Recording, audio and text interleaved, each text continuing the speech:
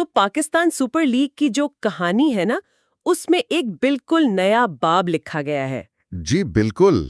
مطلب 11واں ایڈیشن اب کوئی عام ٹورنامنٹ نہیں ہونے والا، جی یہ ایک نئے دور کا آغاز ہے۔ صحیح۔ 2 نئی ٹیموں کے ساتھ، حیدرآباد اور سیالکوٹ۔ اور یہ صرف ٹیموں کا اضافہ نہیں ہے، یہ لیگ کی تاریخ کا ایک بہت بڑا تاریخی لمحہ ہے۔ بالکل، اور اس کہانی کا جو مرکز تھا نا، وہ تھا اسلام آباد کا جناح کنونشن سینٹر۔ اچھا۔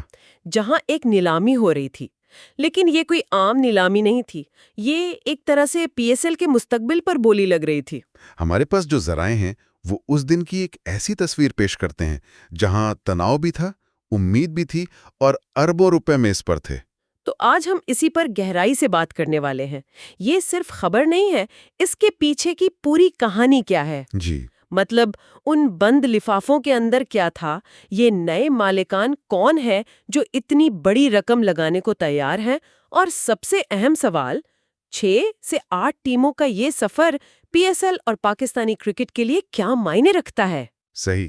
تو چلیں اس نیلامی کے کمرے سے ہی شروع کرتے ہیں۔ وہاں کا ماحول کیسا تھا؟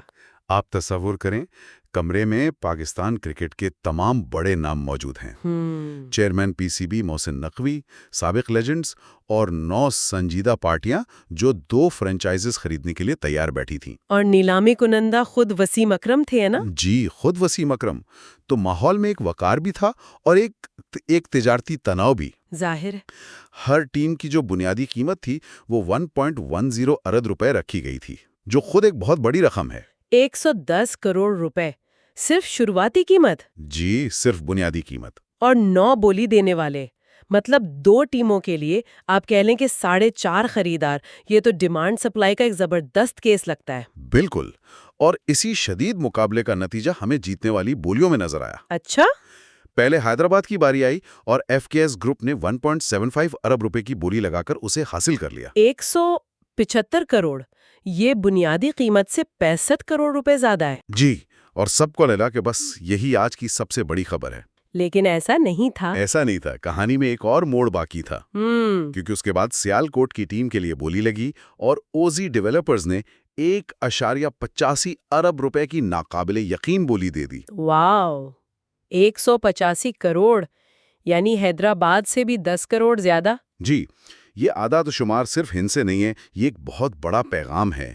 یہ مارکیٹ کا اعتماد ظاہر کرتا ہے۔ مجھے یہیں پر تھوڑا روکنا ہے۔ 1.85 ارب روپے، کیا یہ ایک صحت مند مارکیٹ کی علامت ہے یا پھر ایک ممکنہ بلبلے کی؟ ہم نے دنیا بھر میں لیگز کو بہت تیزی سے پھیلتے اور پھر مشکلات کا شکار ہوتے دیکھا ہے۔ کیا یہ قیمتیں طویل مدت میں پائیدار ہیں؟ یہ ایک بہت اہم سوال ہے، اور اس کا جواب ہمیں chairman P C B Mohsin Naqvi کے بیان میں ملتا ہے۔ انہوں نے کیا کہا؟ انہوں نے اسے سرمایہ کاروں کا اعتماد کہا۔ لیکن دیکھیں، یہ صرف کرکٹ پر اعتماد نہیں ہے، یہ پاکستان کی کنزیومر مارکیٹ پر اعتماد ہے۔ اچھا؟ یہ اس بات پر اعتماد ہے کہ یہاں کے شائقین اس پروڈکٹ پر پیسہ اور وقت خرچ کریں گے، اور اسی بات کو پی ایس ایل کے سی ای او سلمان نصیر نے مزید واضح کیا۔ ان کا کیا کہنا تھا؟ انہوں نے کہا، ہم بقا کی جنگ نہیں لڑ رہے، ہم ترقی کر رہے ہیں۔ زبردست۔ 10 سال پہلے جب لیگ شروع ہوئی تھی تو شاید بقا کی جنگ تھی، لیکن آج یہ ایک منافع بخش ترقی کرتا ہوا برانڈ ہے۔ یہ ایک زبردست نقطہ ہے۔ تو یہ اعتماد دکھانے والے سرمایہ کار ہیں کون؟ پہلے ایف کے ایس گروپ کی بات کرتے ہیں، جنہوں نے حیدرآباد خریدا۔ یہ نام تو کرکٹ کے حلقوں میں زیادہ سنا نہیں گیا۔ اور یہی بات اسے سب سے زیادہ دلچسپ بناتی ہے۔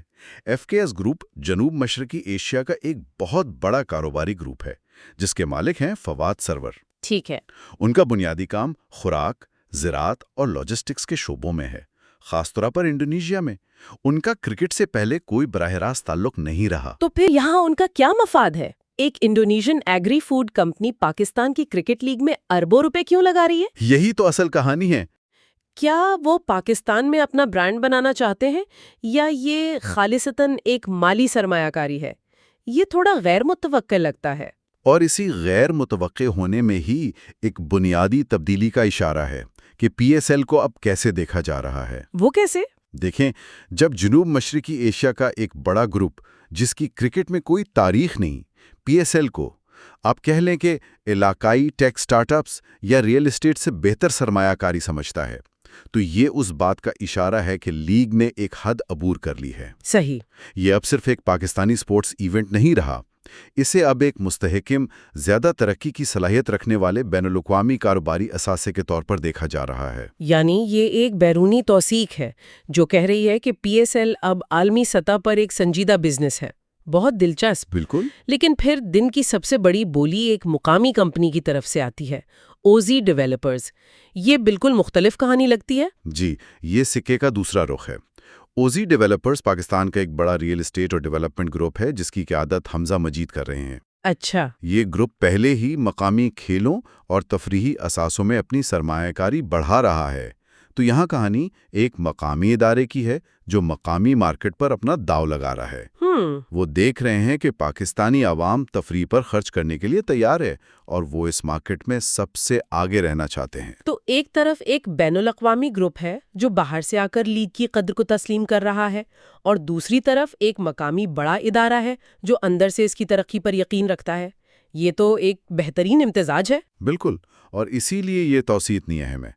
یہ صرف دو ٹیموں کا اضافہ نہیں ہے، یہ دو مختلف قسم کے سرمایہ کا سنگم ہے۔ اور شہروں کا انتخاب بھی بہت حکمت عملی پر مبنی لگتا ہے، حیدرآباد اور سیالکوٹ۔ جی، یہ صرف کرکٹ کے مراکز نہیں ہیں بلکہ ان کی اپنی ایک الگ شناخت ہے۔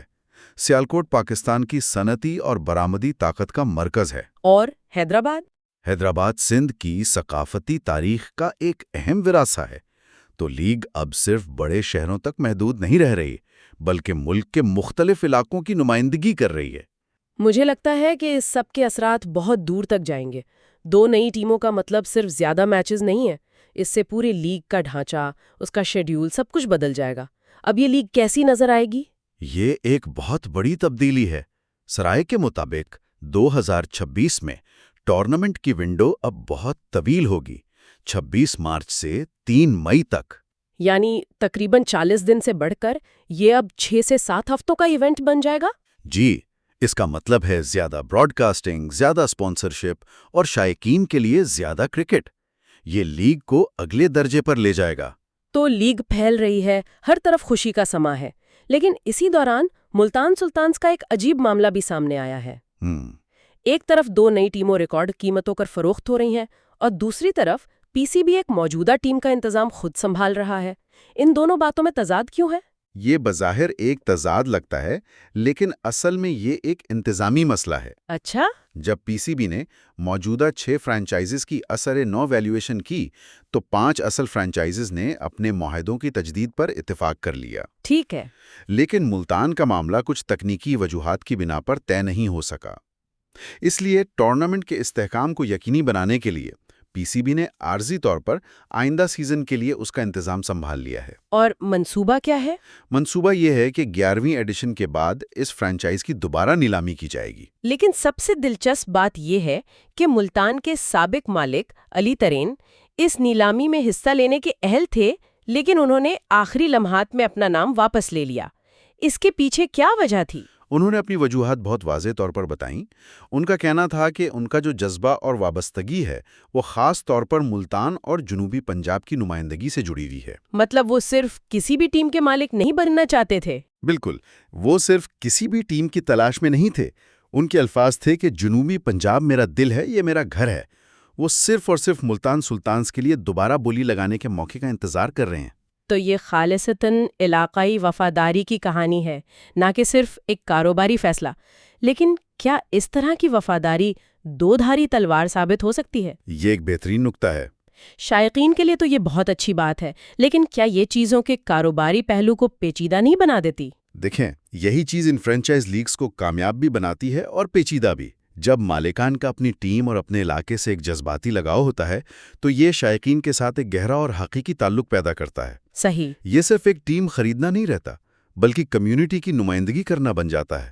یہی وجہ ہے کہ شائقین اپنی ٹیموں کے لیے اتنے پرجوش ہوتے ہیں۔ لیکن ہاں، جب کاروباری فیصلے کرنے کا وقت آتا ہے تو یہ جذباتی لگاؤ چیزوں کو مشکل بنا سکتا ہے۔ علی ترین کا کیس اس کی بہترین مثال ہے۔ تو آج کی پوری گفتگو کو اگر سمیٹیں تو پی ایس ایل میں دو نئی ٹیمیں، اربوں روپے کی نئی سرمایہ کاری، ایک طویل سیزن اور علاقائی نمائندگی میں اضافہ، لیگ واضح طور پر اپنے سب سے بڑے ترقی کے مرحلے میں داخل ہو چکی ہے۔ جی، اور میرے خیال میں اس کے 3 اہم ترین نتائج ہیں۔ کیا ہے وہ؟ پہلا، تجارتی مختوگی۔ یہ نیلامی ثابت کرتی ہے کہ پی ایس ایل اب ایک اچھی سرمایہ کاری نہیں بلکہ ایک بہترین سرمایہ کاری سمجھا جاتا ہے۔ یہ ایک پریمیم اثاثہ بن چکا ہے۔ ٹھیک ہے۔ دوسرا، علاقائی جڑیں۔ سیالکوٹ اور حیدرآباد جیسے شہروں کو شامل کر کے لیگ نے خود کو ملک کے کونے کونے میں بسنے والے شائقین سے جوڑ لیا ہے۔ یہ اب صرف کراچی، لاہور، اسلام آباد کی لیگ نہیں رہی۔ اور تیسرا نتیجہ؟ تیسرا اور سب سے اہم، سرمایہ کاروں کا تنوع۔ ایک بین الاقوامی گروپ اور ایک مقامی ادارے کا ایک ساتھ آنا یہ ظاہر کرتا ہے کہ لیگ کی صحت بہت اچھی ہے۔ مالی طاقت میں بھی بڑھ رہی ہے۔ جی، یہ نوجوان کھلاڑیوں کو ایک بڑا پلیٹ فارم دے گی اور شائقین کو اعلیٰ معیار کی کرکٹ دیکھنے کا موقع بھی۔ بالکل۔ اور اسی نقطے پر میں ایک آخری سوچ چھوڑ کر جانا چاہوں گا۔ جی ضرور۔ تجارتی پہلو تو طے ہو گیا، اربوں روپے آ چکے ہیں، ٹیمیں بن گئی ہیں، لیکن اصل امتحان اب شروع ہوگا۔ میدان میں؟ جی، 8 ٹیموں کے ساتھ اعلیٰ معیار کے مقامی اور بین الاقوامی ٹیلنٹ کے لیے مقابلہ پہلے سے کہیں زیادہ سخت ہو جائے گا۔ کیا پاکستان کا کرکٹنگ ڈھانچہ اتنی تعداد میں معیاری کھلاڑی پیدا کر سکتا ہے کہ 8 ٹیموں پر مشتمل ایک لیگ واقعی مسابقتی رہے؟ یہ ایک بہت بڑا سوال ہے۔ یا پھر ہم ٹیلنٹ کے معیار میں ایک ایسی کمی دیکھیں گے جو اسی برانڈ کو نقصان پہنچا سکتی ہے جسے ابھی اربوں میں بیچا گیا ہے؟ میرے خیال میں اس کہانی کا اگلا اور سب سے دلچسپ باب یہی ہوگا۔